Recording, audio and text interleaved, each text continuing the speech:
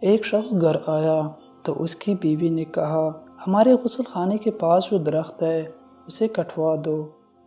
میری غیرت گوارا نہیں کرتی کہ جب غسل کر رہی ہوں تو پرندوں کی نظر مجھ پہ پڑے۔ وہ بیوی کی اس بات سے بہت متاثر ہوا اور درخت کٹوا دیا۔ وقت گزرتا رہا۔ ایک دن وہ خلاف معمول اچانک گھر آیا تو دیکھا بیوی کسی غیر مرد کے ساتھ مشغول تھی۔ اسے بہت دکھ ہوا۔ وہ اپنا گھر بار چھوڑ کر بغداد چلا گیا اور وہاں اپنا کاروبار شروع کر لیا۔ اللہ تعالیٰ نے کاروبار میں خوب برکت دی اور اپنے ترقی یافتہ کاروبار کی بدولت وہ بغداد کے سرکردہ شہروں میں شامل ہونے لگا، یہاں تک کہ بغداد کے کوتوال تک رسائی بھی حاصل کر لی۔ ایک دن کوتوال کے گھر چوری ہو گئی۔ پولیس نے مجرم کا سراغ لگانے اور پکڑنے کی بہت کوشش کی لیکن ناکام رہی۔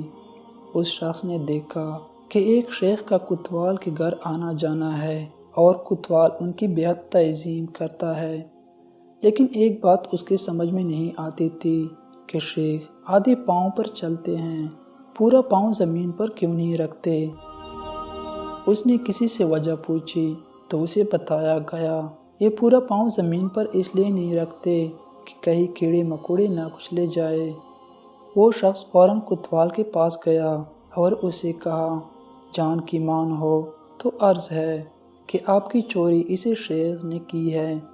جب تحقیق کی گئی تو مال و مسروقہ اسے شیخ سے برآمد ہوا۔ کوتوال نے حیرانی سے کہا، ہم نے تو کبھی سوچا بھی نہیں تھا کہ یہ شیخ بھی ایسا کر سکتا ہے، تمہیں کیسے معلوم ہوا؟ اس شخص نے کہا، میرے گھر میں ایک درخت تھا جس نے مجھے نصیحت کی تھی، جو لوگ ضرورت سے زیادہ نیک نظر آنے کی کوشش کرتے ہیں وہ عموماً نیک نہیں ہوتے۔